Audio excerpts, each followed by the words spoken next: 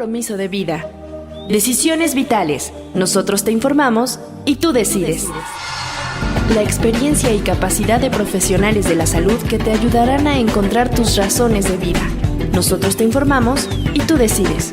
Decisiones vitales.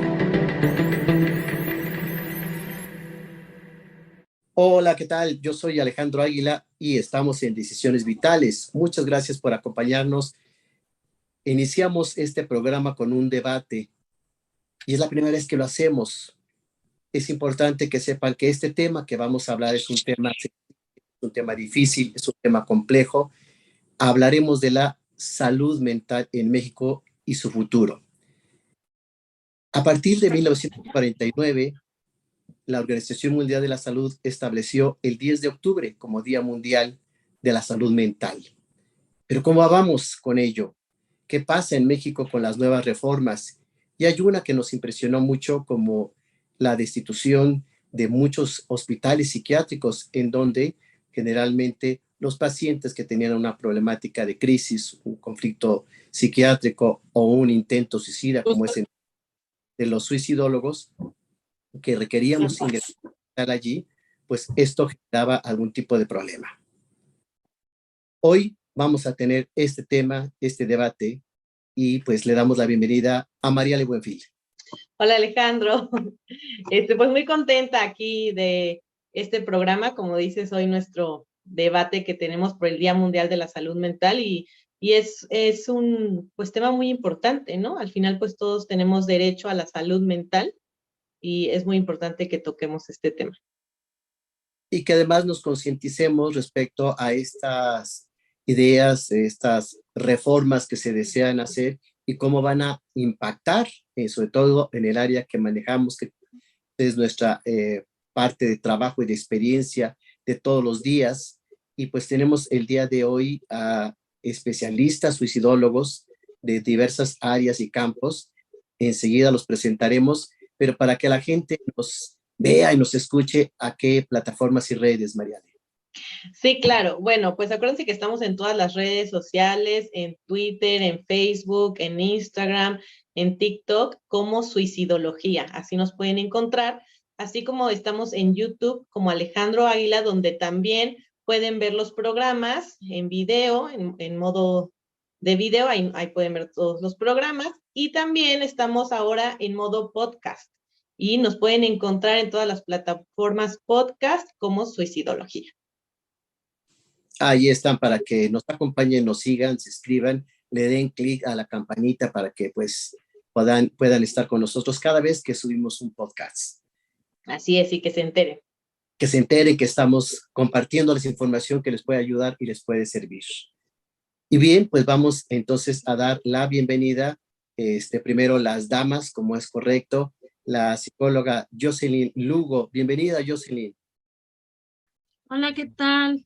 Muchas gracias por la invitación. Un gusto participar nuevamente con ustedes. Pues ya nos compartirás desde tu trinchera, como psicopedagoga, especialista en suicidio, con todos los niños que ves con gran necesidad de que en un momento dado sean internados. ¿Qué está pasando? ¿Cómo le estás haciendo? ¿Si los están recibiendo o no? Hay una serie de cambios. Ya nos compartirás cómo se ha estado manejando esta situación. Bienvenida y gracias por acompañarnos a este debate. Y enseguida tenemos al doctor Carlos Cedillo Garrido. Carlos, qué gusto que estés con nosotros.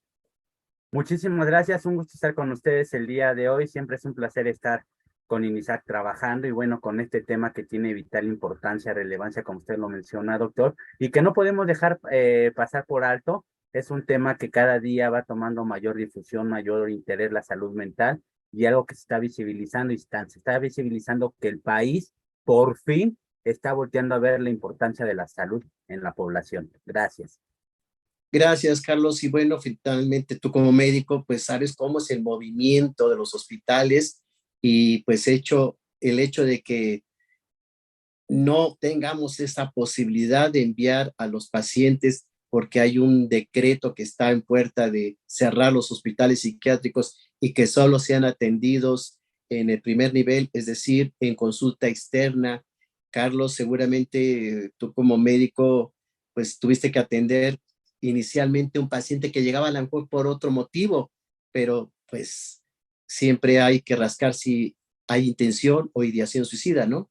Así es, doctor, así es. Y precisamente en esto que usted está mencionando es de vital importancia que nos demos vuelta a ver qué es lo que están tratando de hacer con esto de cerrar los psiquiátricos, que generalmente se cataloga como un tercer nivel de atención a la salud. ¿Sí? Primer nivel de atención son todos los centros de salud, unidades de medicina familiar, ya sea IMSS, ISSSTE y centros de salud, salubridad, que es donde se brinda una consulta de médico general, por llamarlo así, signos y síntomas de un resfriado, una gastroenteritis. Se puede diagnosticar ahí, por ejemplo, depresión, y bueno, pues yo aquí en este primer nivel no te puedo brindar atención, no te puedo dar nada, te tengo que mandar a un segundo o tercer nivel. Segundo nivel de atención son todos los hospitales generales de zona, todos los hospitales regionales, ¿sí? O especializados, como le llaman. Y finalmente, tercer nivel son los institutos, que en este caso es el Instituto Nacional de Psiquiatría, donde, bueno, si nos vamos a ver cómo ha sido la realidad de este tercer nivel, realmente muy pocas personas tienen acceso a poder estar ahí. Entonces, esto pues limita muchísimo la atención de la salud en México. Por eso yo decía, qué bueno que ya estamos volteando a ver nuestra realidad de que la salud mental es un pilar esencial e importante en la población. ¿Por qué? Porque ahora lo que están tratando de hacer es, como dice usted, aterrizarlo a un segundo nivel, a un primer nivel de atención. Más adelante veremos cómo en el suicidio ya están dando los primeros pasos a nivel nacional. Ahorita a nivel nacional se tienen 5 hospitales a nivel nacional de segundo nivel de atención que ya tienen por primera vez un protocolo de atención a la intervención suicida número 1 y número 2. Ya hay todo un triage, ¿sí? Y a esta parte que se está desarrollando en los hospitales, para que no se estigmatice, no se señale a las personas, se le está dando un código que todo el que esté dentro del hospital sabrá cuando escuchen ese código que es una persona con ideación suicida o intento suicida, perdón, dependiendo cómo se haga el protocolo de atención. Dos cosas importantes para la gente que nos ve y nos escucha. Si más adelante nos compartes qué es el triage, para que tengan conocimiento de este lenguaje médico. Y dos, pues esto que adelantas es una de las preguntas que decía yo compartir con la gente, cómo está la salud mental. Si bien hay cierta preparación, en la parte que me gustaría que nos enfocáramos es el internamiento necesario del paciente, ¿no? Pero quiero adelantarles para que estemos como en contexto. De acuerdo con el programa de atención específico de salud mental y adicciones 2020 a 2024, en México apenas el 2% del presupuesto de salud se destina a atender la salud mental. De ese porcentaje, el 80% se va únicamente en gastos operativos de los hospitales psiquiátricos. ¿Qué pasa ahí? Yo creo que iniciaríamos debatiendo, Jocelyn, ¿cómo ves tú actualmente la cuestión de la salud mental en México? Bueno, pues como comentaba hace rato el doctor Carlos, creo que algo positivo que podemos rescatar todavía de la pandemia es esta parte de que se ha volteado a ver un poco más hacia la salud mental, ¿no? Porque nos vimos muy rebasados con el aumento en trastornos mentales, ansiedad, depresión, no, estos cuadros de ideación e intento de suicidio, bueno, pues que se han disparado y que entonces eso nos ha permitido, o les ha permitido también a las instituciones voltear a ver un poco hacia la salud mental. Sin embargo, bueno, pues el estigma sigue siendo alto, ¿no? Sigue siendo una barrera para la atención en niños, adolescentes y adultos. Y bueno, pues creo que también la falta de capacitación hacia el personal y de sensibilización hacia el personal de salud en general, creo que también es una barrera importante para la atención primaria en la salud mental. Porque comentas algo muy importante, es a partir del COVID que sí se visibiliza más la cuestión de el problema de salud mental. Sin embargo, muchos hospitales se convirtieron en hospitales COVID y dejaron de atender a cualquier problemática, ya sea de salud física o salud mental. Entonces también hubo mucho rezago, esa es mi percepción. ¿Tú lo viste así también, Jocelyn? Sí hay un importante rezago en la atención, ¿no? En todo este contexto de la salud mental y que no nos ha permitido como dar esta apertura, incluso yéndonos un poco más allá en cuestiones también hasta de políticas públicas, ¿no? Para atender la salud mental y que, bueno, pues el rezago, les decía, la falta de la psicoeducación, la falta de capacitación en este sentido, bueno, pues no permite que el avance se vea tan importante como debería de ser en esta cuestión de la salud mental. Pues no estamos avanzando como debiéramos y sí hubo un rezago. Ese punto importante creo que deben de escuchar las personas que nos hacen el favor de seguirnos. Y yo te comentaría, Carlos, algo que me impresionó mucho, y se habla que de los 33 hospitales psiquiátricos a cargo de la Secretaría de Salud Federal, que tienen capacidad para atender poco más de 4,000 personas, deberán reconvertirse a hospitales generales o centros ambulatorios y no se deberá construir más hospitales monoespecializados en psiquiatría. En concreto, no va a haber más psiquiátricos. ¿Qué hay de ello? ¿Qué pasa? ¿Cómo lo ves, Carlos? Como un grave problema de salud pública, doctor. ¿Por qué? Porque si nos damos cuenta, algo que se ha venido mencionando de mucho tiempo atrás, es que aproximadamente en 5 o 6 años, una de las primeras causas de incapacidad laboral, no solamente en México, sino a nivel mundial, será la depresión. La depresión se habla mucho de ella, se dice mucho de ella, y pensamos y creemos que es muy fácil de diagnosticar. Creemos que tenemos las capacidades, las habilidades para diagnosticarla, de acuerdo a lo que los libros dicen, de acuerdo a lo que nosotros hemos leído en revistas y demás. Pero ¿qué es lo que está sucediendo con la depresión? La depresión está empezando, yo está empezando a tener diversas máscaras. Podemos ver a una persona que aparentemente es feliz, que aparentemente trabaja, que aparentemente lleva una vida normal, pero sin embargo está teniendo depresión y no la está manifestando. ¿Sí? Entonces, ¿qué es lo que está sucediendo ahí? Nosotros mismos estamos cerrando la oportunidad de que la gente pueda ver que la salud mental va más allá de estigmatizar a una persona con un padecimiento, con una anormalidad, que entendamos que es el bienestar emocional, psicológico y social. Y que a partir de ello, cualquiera de estos factores que se altera en automático pueden crear en las personas diversos estados psicopatológicos, que pueden ir desde un trastorno de ansiedad, ¿sí? Hasta la conducta suicida, que en un momento determinado pone a las personas al borde de la muerte, y que al no contar con una infraestructura hospitalaria adecuada, psiquiátrica y con apoyo psicológico, pues van a aumentar estos casos, no solamente de depresión, tendremos personas con ansiedad, tendremos personas con conductas autodestructivas, autolesiones y suicidio. Entonces es un tema que creo yo no se le está poniendo como sociedad, no le estamos poniendo la atención y el interés, porque vuelvo a lo que le mencionaba, nosotros creemos que la salud mental es cuando alguien está loco, que tiene un trastorno de cualquier tipo, pero salud mental es, como yo ya lo había dicho, estar bien emocionalmente, psicológicamente, interactuar socialmente adecuadamente y tener capacidad de afrontar las tensiones de la vida para poder continuar adelante.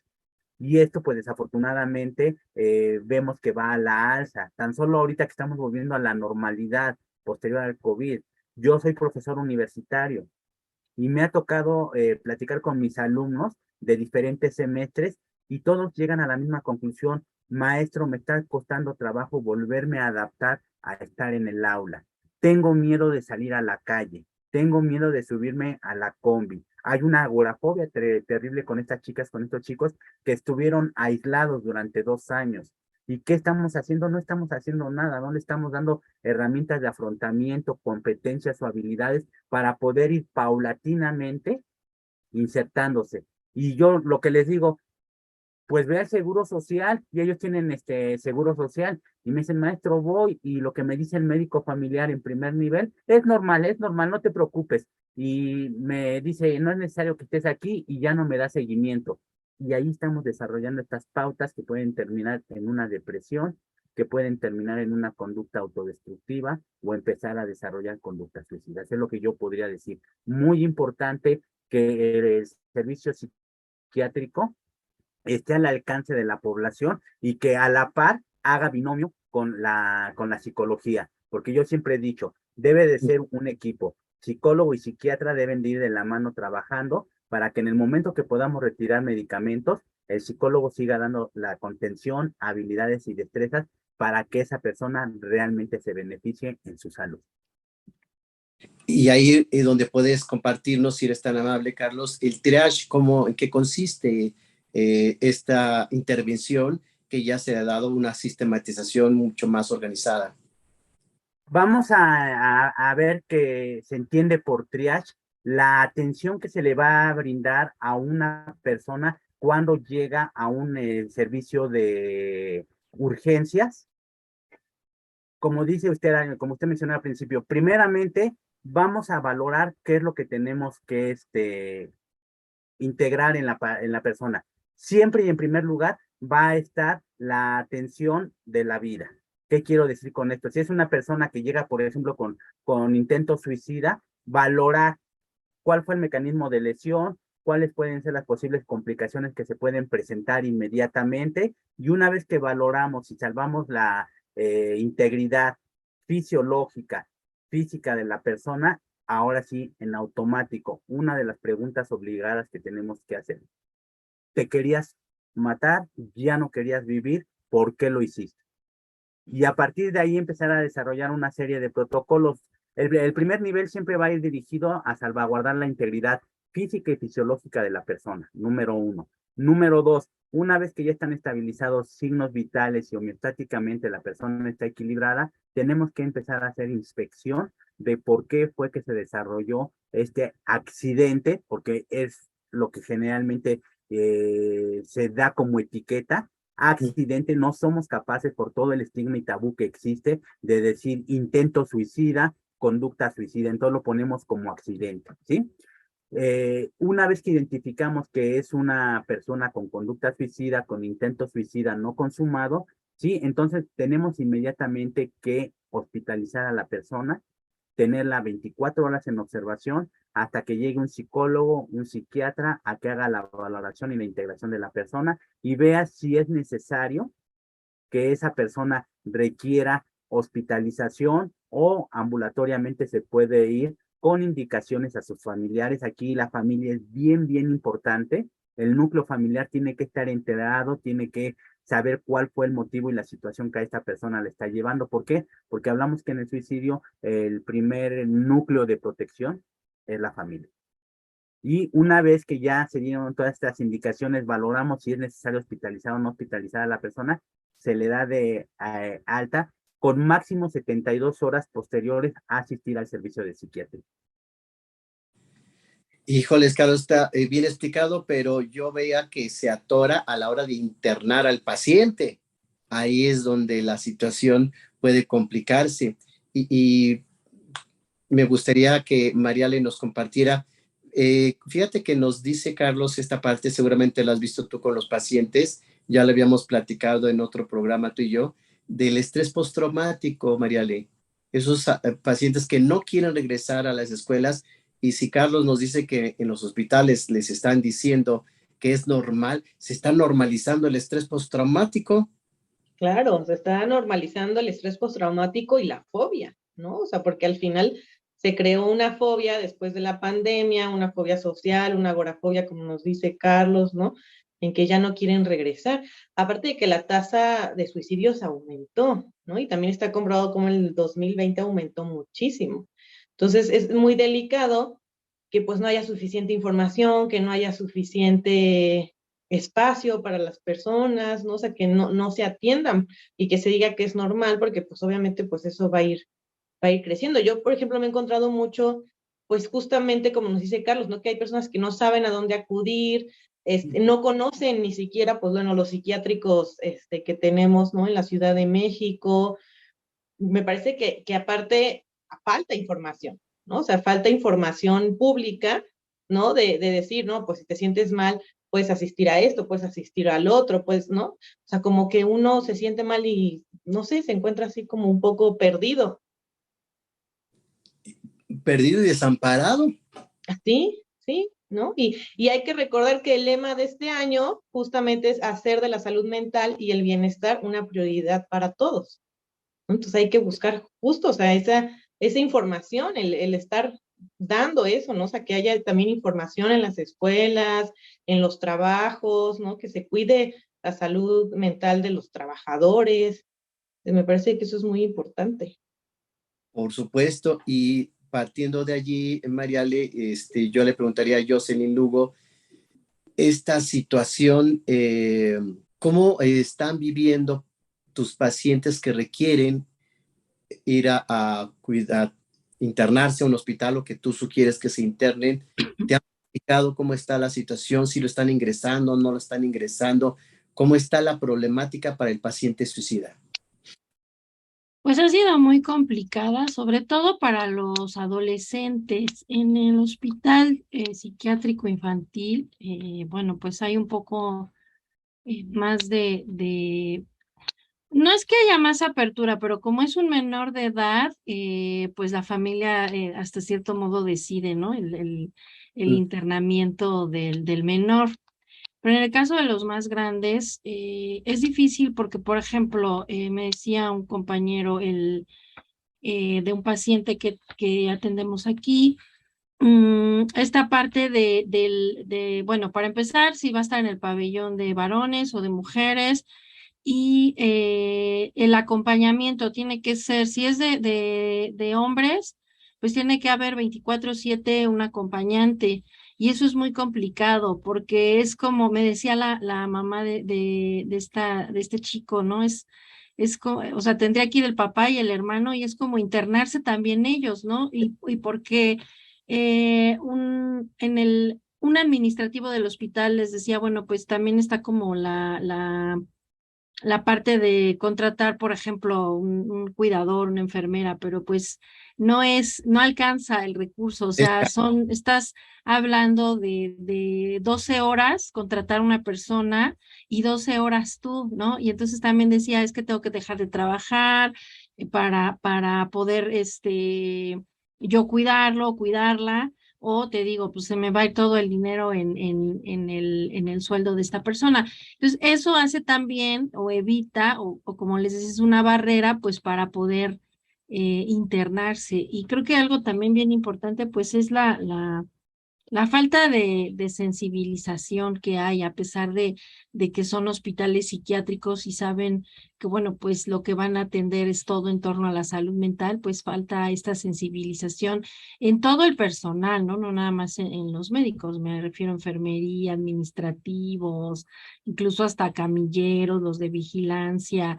Desde ahí, ¿no? Que vas entrando y que ya te den así como que chino, el que se quiso aventar y no lo logró y etcétera, porque bueno, pues son expresiones de los mismos pacientes, ¿no? Entonces, yo creo que hay esta limitante de no tener, no sé, a lo mejor doctor Carlos nos apoya, no sé si es falta de recurso del hospital o es como vital porque no haya este personal de acompañamiento, porque digo, el familiar tampoco se puede internar con el paciente, ¿no? Se me hace también muchísimo tiempo, tiene que haber sí o sí 24/7 alguien para que te puedan internar, en el caso de los más grandes, ¿no? Entonces, digo, no sé si es esta falta de recursos o bueno, pues esta necesidad de que esté alguien a cargo de ti, por ejemplo, ¿no? Si vas a estar en internamiento. Dos cosas, Jocelyn. La primera, que la gente sepa que el hospital Juan de Navarro hacen un estudio socioeconómico, es donde atiende a menores de edad. Ujú. Pero como bien lo dices, lo que cuesta realmente es la necesidad de un enfermero que además tiene que ser enfermero psiquiátrico con una especialidad. Entonces tiene un costo más elevado de lo normal o de un enfermero o enfermera general. Pero repito, yo lo comenté al inicio, solo el 2% del presupuesto de salud se destina a atender la salud mental. Entonces, haciendo, eh, encajando con lo que preguntas, pues sí, es falta de presupuesto. Se debería de poner más presupuesto a la salud mental y no se está dando. Entonces, ahí vemos la carencia en la dificultad del paciente para atenderse, para permanecer, para tener buenas instalaciones, para personal capacitado y todo lo que requiere, ¿no?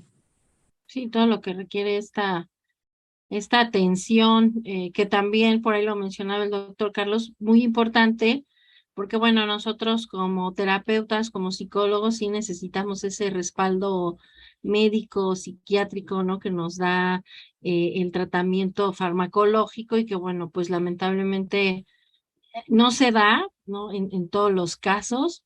Hay quien, bueno, afortunadamente lo puede pagar de manera particular y puede darle un seguimiento, pero no se da siempre y a veces, bueno, pues termina también siendo esta atención como un paciente crónico.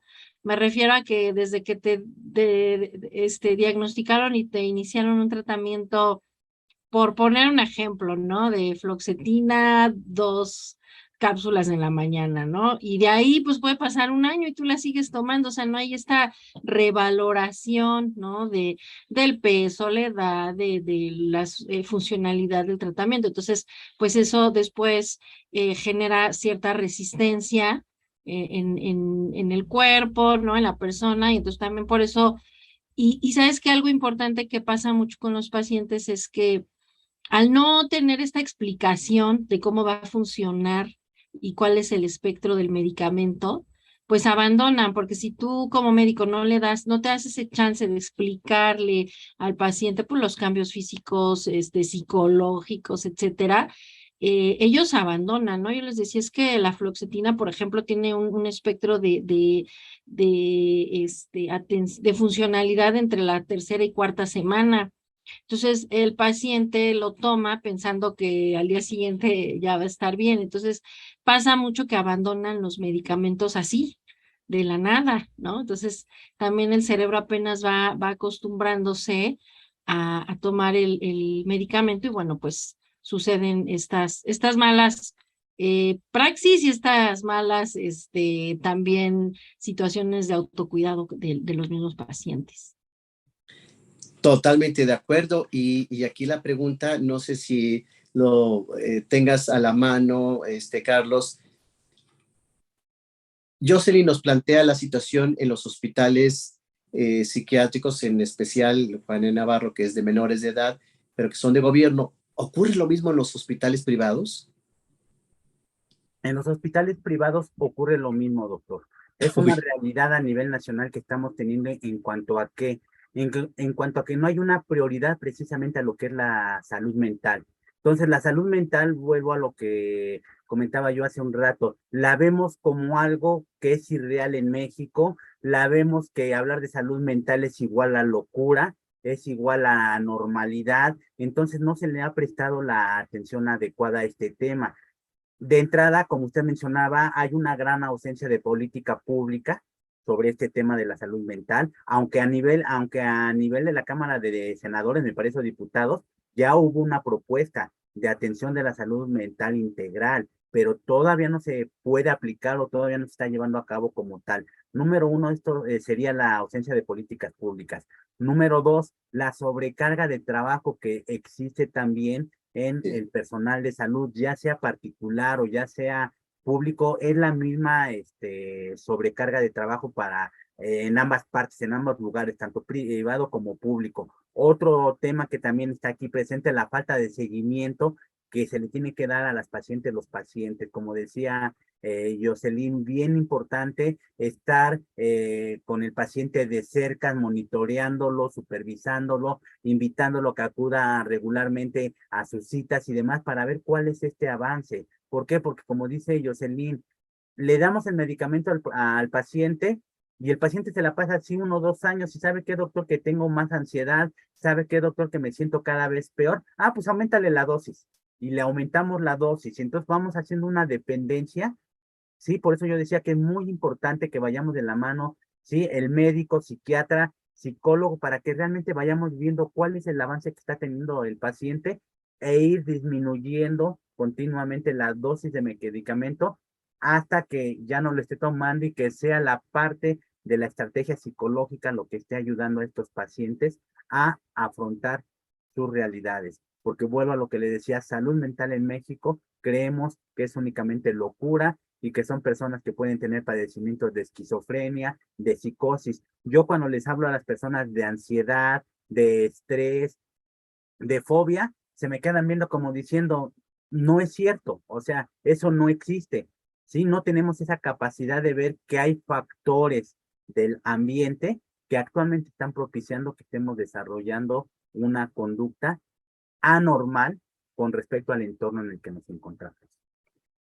Totalmente de acuerdo. Yo la experiencia, no sé si tú tengas algún aporte, Mariale, pero quisiera compartirles que algunos pacientes no quieren ingresar al hospital psiquiátrico por el estigma, entonces van a hospitales privados que atienden todo tipo de problemáticas y pues allí llega el psiquiatra y llega el psicólogo, el psicoterapeuta, pero esto es para una población elite, pues es extremadamente caro y todos los servicios externos al hospital pues los paga el paciente, entonces les puede salir pues muy oneroso toda la estancia que requeriría el paciente, pero es Sí, como, ¿no? Perdón, Mariale, sí. no, y como mencionaba Carlos, ¿no? O sea, yo he escuchado mucho esto de, no, pues, ¿cómo voy a ir a un psiquiátrico o cómo voy a ir con un terapeuta, ¿no? ¿Qué tal que me internan, si no estoy loco, ¿no? Y pues eso es totalmente un mito. Totalmente un mito. Y para entrar fuerte y en debate, Jocelyn, ¿qué va a pasar si cierran los psiquiátricos? Bueno, lo que yo he leído y escuchado es eh, que se va a brindar, ¿no? Como esta, bueno, es como la propuesta, la capacitación en el primer nivel de atención, ¿no? Que es como las clínicas de... Es la parte de la capacitación en el primer nivel y que, bueno, pues se han hecho recomendaciones como de atención comunitaria, como lo dicta la guía MHGAP, que bueno, sí tiene un muy buen sustento y que bueno, creo que también esta atención comunitaria, pues es una realidad importante, es algo que se viene trabajando y que ha sido funcional. Y que bueno, pues creo que desde la atención primaria o desde el primer nivel, sí es un gran avance. No sé qué tanto impacto tenga si es como real o como realmente se plantea o como lo entendemos la mayoría, el cierre total de hospitales psiquiátricos que se van a convertir como tipo hospitales generales, es lo que yo estaba entendiendo.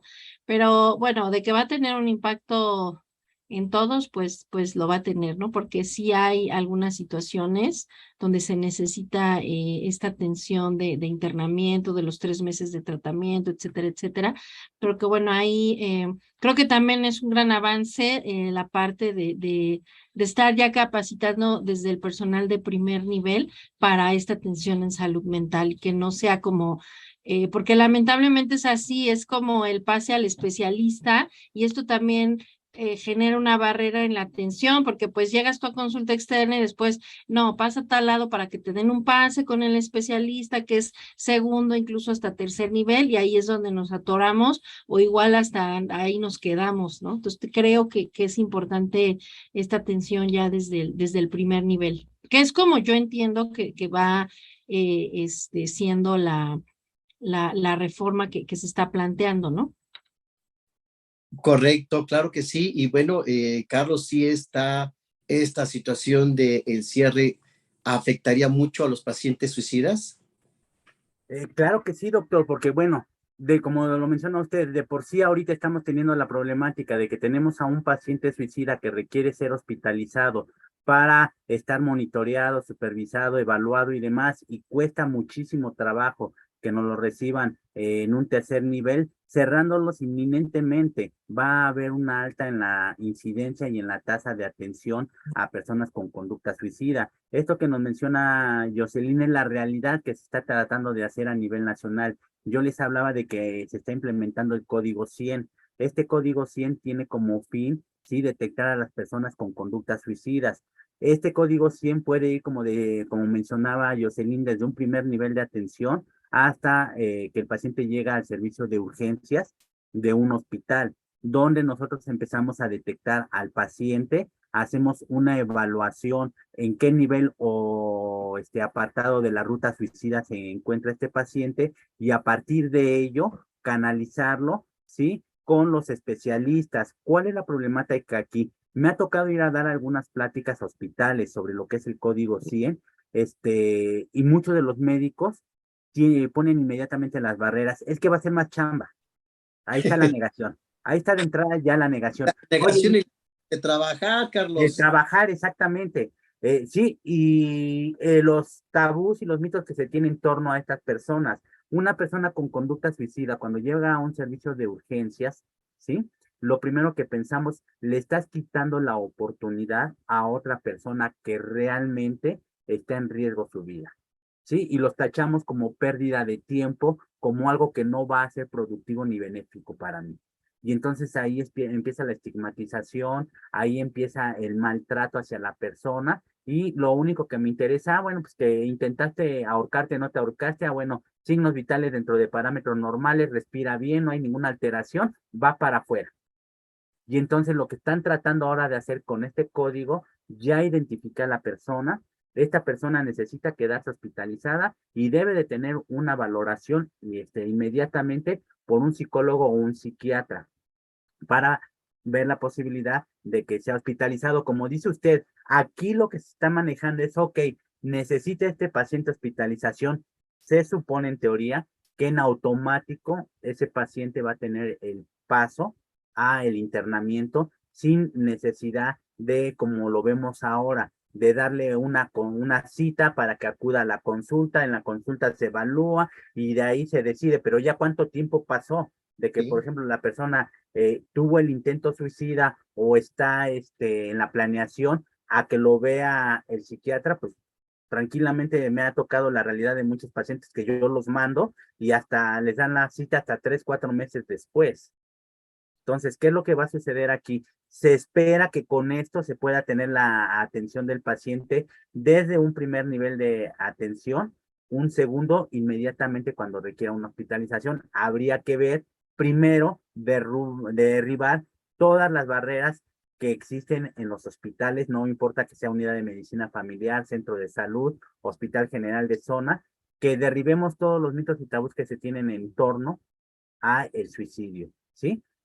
Darle el entrenamiento y la capacitación al personal de salud que va, como decía Jocelyn, que va desde el camillero hasta el médico, la médica que está tratando en ese momento al paciente para ver que esta es una realidad que requiere de toda la atención profesional y ética que como personal de salud tenemos nosotros. Formar suicidólogos, totalmente de acuerdo contigo, Carlos. Que la gente sepa, estamos hablando del futuro de la salud mental en México, pues derivado del 10 de octubre, Día Mundial de la Salud Mental, y de la propuesta del cierre de hospitales psiquiátricos. Y Mariale nos tiene algunas recomendaciones. Compártenos, Mariale. Sí, así es, Alejandro. Pues bueno, este es un tema muy importante, ¿no? Como mencionas, y creo que es importante pues seguir hablando de la salud mental. Hay un programa que se puede encontrar en YouTube que se llama Vivir en Equilibrio Salud Mental y es del canal 11, ¿no? Entonces justamente hablan de la importancia, ¿no? De cómo a veces dejamos pasar ciertos síntomas y realmente no le damos importancia a la salud mental. También quisiera recomendar, Alejandro, bueno, el artículo que tú tienes sobre riesgos de la salud mental, el cual lo pueden encontrar en la página de suicidología.com.mx, ahí lo pueden buscar. Y también hay una investigación sobre la salud mental en México. Esa la tenemos en PDF, quien quiera adquirirla, pues nos puede mandar un mensajito y le enviamos el link. Bueno, esto es muy importante porque nos habla pues de qué es la salud mental, sus causas, sus efectos y pues qué tanto está aquí priorizado en México, ¿no? O sea, qué tanto se trabaja sobre la salud mental en México. Entonces es algo muy interesante y pues esas son mis recomendaciones y pues quisiera volverles a recordar que nos sigan en los podcasts, que se suscriban, estamos en todas las plataformas como Suicidología, suscríbanse para que reciban las notificaciones y aparte ya tenemos 14 programas ahí, entonces para que también escuchen los pasados, que todos son temas muy interesantes. Y de estas recomendaciones, Mariale, digo, hay muchas películas de salud mental, o más bien de falta de salud mental. Me acordaba yo de la esta última del Batman, bueno, no era Batman, sino era el contrincante, ¿La recuérdame. del Guasón, el El, Joker? el Joker. Sí, pero la del Guasón, claro, la última, justo la Sí, última, tienes razón, se observa mucho su deterioro, ¿no? De la salud mental. entonces yo creo que sería para que se dieran cuenta, bueno, finalmente cómo la historia de este hombre explica por qué funcionaba, por qué actuaba así toda la psicopatología, ¿no? Sí, Y así es. tus redes para que la gente entre y a tus redes y todas esas recomendaciones las pueda tomar. Sí, claro. Me encuentro en Facebook, tanto en Instagram como psicoterapeuta María Alejandra Buenfil y en Twitter como Mari-Ale-1. Ahí me encuentro. Gracias, Mariale. Pues como siempre, muy buenas recomendaciones y a leer, a documentarse, porque la salud mental se tiene que conquistar todos los días. Así es. Y a seguirse informando, ¿no? Se nos va Y terminando bien pedir ayuda. a pedir ayuda, sí, ahí estamos. Ahorita queremos que los especialistas que nos acompañan el día de hoy nos compartan qué pasa con el futuro, cómo ven el futuro de la salud mental y algunas recomendaciones o dónde puede acudir la gente. Si eres tan amable, Jocelyn. Sí, yo creo que el futuro de la salud mental va a estar en el autocuidado, en qué tanto nos hacemos responsables también de la salud mental, porque bueno, pues Y hay que mencionar lo importante de, efectivamente, como lo empieza diciendo, el cuidado, autocuidado que requerimos las personas para que esa salud mental permanezca. Y si no, pues ya lo mencionamos mucho, la búsqueda de ayuda, ya sea a nivel institucional o a nivel personal, pero la ayuda tiene que hacerse. sí, les comentaba que creo que el futuro de la salud mental va a estar en la responsabilidad, en el autocuidado, ¿no? Que tanto, sí podemos tener mucha información, ¿no? Entender, buscar, pero si yo no me hago responsable de mi salud mental, pues esta no va a mejorar, no va a mejorar la de nadie. Creo que ahí es como ir igual al médico, ¿no? Cuando nos sentimos mal, pues acudimos al médico, es lo mismo con la salud mental y seguir las recomendaciones que se nos dan, ¿no? No es en automático, es todo un proceso, pero al estar cuidando nuestra salud mental, pues esto va a tener también un impacto en nuestra salud física, ¿no? Porque muchas veces, bueno, pues vamos somatizando y va impactando negativamente en nosotros. Como recomendaciones, pues es parte el ir, quitándonos un poquito ese estigma, ¿no? De acudir al psiquiatra, al psicólogo, de que busquemos esa ayuda, de que no nos quedemos con ese dolor y ese sentimiento con nosotros, sino que lo expresemos, busquemos ayuda en el otro y que, bueno, pues la vamos a encontrar, ¿no? Que definamos nosotros y que tengamos claro quiénes son nuestras redes de apoyo, porque en ellas vamos a encontrar pues esta parte de ir como solucionando y canalizando, pero creo que las tenemos que tener muy claras, ¿no? Que cuando yo me estoy sintiendo mal, tengo una situación que me está rebasando, bueno, pues puedo acudir a mi amigo, a mi amiga, al maestro, ¿no? Al esposo, etcétera, a mi mamá. Entonces tenemos como esta parte de tener identificados, porque también pasa mucho esto, ¿no? Que, ay, corro con mi hermano y mi hermano, y ha pasado y lo hemos visto en los casos de suicidio, ¿no? Sobre todo en niños y adolescentes, de pues, si te vas a matar, ay, mátate. Y resulta que sí, porque no lo entendimos y no lo escuchamos. Entonces, creo que identificar estas redes de apoyo es de gran ayuda y bueno, pues asistir, ¿no? Al médico, al psicólogo, al psiquiatra, siempre va va a ser muy importante en un proceso. Yo agregaría dos cosas, Jocelyn, muchísimas gracias. Uno, que si nos dicen, ve al psicólogo, no lo veamos como una ofensa, sino como que alguien está viendo algo que nosotros no vemos. Por ello, aquí en el programa iniciamos mencionando que quienes deseen apoyar a otros, que deseen ayudar para canalizar a una persona con riesgo suicida, pues sean estos disponibles. Así le estamos llamando a todos nuestros seguidores, que estén disponibles para apoyar y ayudar a alguien que lo necesita. Y pues vamos a poner aquí nuestras redes, nuestros teléfonos, nuestros links para que les podamos dar servicio. Pues muchas gracias, Jocelyn, por estar con nosotros. Gracias por este debate y las aportaciones tan interesantes que nos das en este día. Muy amable. ¿Y cuáles son tus redes para que la gente te siga, por favor? Muchas gracias a ustedes, el tema siempre es muy interesante y bueno, pues mis redes me encuentran en Facebook y en Instagram como CISAPSI-AC, en Twitter también como CISAPSI-AC y ya andamos iniciando un poquito en el TikTok también como CISAPSI-AC. Entonces, bueno, ahí me... Exacto, las redes son las redes. Entonces ahí nos pueden encontrar como CISAPSI-AC y bueno, pues en INISAC también nos encuentran en suicidología.com.mx. Qué amable, muchas gracias, Jocelyn, gracias por acompañarnos. Y Carlos, cuéntanos cuál va a ser el futuro y las recomendaciones.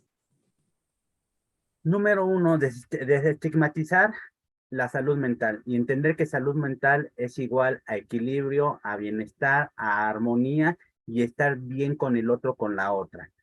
Salud mental no significa desequilibrio mental, no significa locura, simple y sencillamente se refiere a que yo como ser humano tengo límites en los cuales sale de mi alcance poder controlar y dirigir lo que en mi vida cotidiana se presenta. Si yo acudo con el psiquiatra, si yo acudo con el psicólogo, podré tener herramientas de afrontamiento para solucionar de manera positiva lo que en la cotidianidad se presenta para mí y que siempre habrá una solución para cualquier tipo de conflicto que yo tenga, número uno. Número dos, desde la parte de la salud, es muy importante ampliar el entrenamiento profesional y mejorar los sistemas de referencia contra referencia para un mejor apoyo y cuidado del paciente, ¿sí? También los programas de prevención y atención a la salud mental deben de estar encaminados a poder conocer el contexto socioeconómico de la población, las características de los servicios de salud que se le están brindando y las necesidades que estas personas tienen y que nosotros como prestadores de servicios de salud les podemos brindar. Finalmente, como médicos, como enfermeras, psiquiatras, psicólogos, debemos de reforzar los aspectos esenciales del cuidado del paciente y su entorno para que podamos garantizar la canalización del caso y estar dando continuidad al tratamiento. Yo les digo a muchos, mi tratamiento no termina cuando yo te canalizo con otra persona y ya no sé de ti. Yo debo de seguir dándote continuidad, cómo vas, cómo estás, cómo vas evolucionando. ¿Por qué? Porque es parte de mi responsabilidad el que tú puedas proveerte de las herramientas y estrategias para afrontar cualquier situación desde la cuestión de la salud mental. Sí, es una canalización asistida, lo cual nos hace más humanos y no abandonamos el paciente y nos lavamos la mano ya y que lo vea alguien más, sino realmente nos responsabilizamos. Muchas gracias, Carlos. ¿Cuáles son tus redes para que la gente te siga? Facebook, Carlos Cedillo Garrido, Instagram, C. Martín Cedillo Garrido. Allí están para que puedan consultarte. Muchas gracias por acompañarnos. Qué gran tema. Obviamente hay muchas cosas que podríamos hablar. A lo mejor hacemos una segunda parte de la salud mental y el futuro porque la problemática del suicidio se ha ido incrementando. Por ello, en el Instituto Hispanoamericano de Suicidología, pues capacitamos gente, tenemos próximos diplomados en Guatemala, ya vamos a tenerle presencial. Entonces, ustedes, a los maestros que están viendo, van a acompañarnos presencialmente también. Tenemos intervención en crisis entre semana, clases o también en fines de semana vía Zoom. Entonces, entren a la página y conozcan nuestros días, nuestros horarios y puedan allí mismo llenar el formato e inscribirse. Yo les agradezco mucho su atención. Muchas gracias, Mayale. Nos vemos, seguimos trabajando y seguimos aportando Gracias a todos los disponibles. Yo soy Alejandro Águila, estamos en Decisiones Vitales y pues les agradecemos a nuestro webmaster Alejandro Ledesma todo el apoyo, la parte técnica y el trabajo que hace para que se vea bonito y salga lo mejor posible estos podcasts y que nos puedan ver a través de YouTube. Muchísimas gracias, cuídense.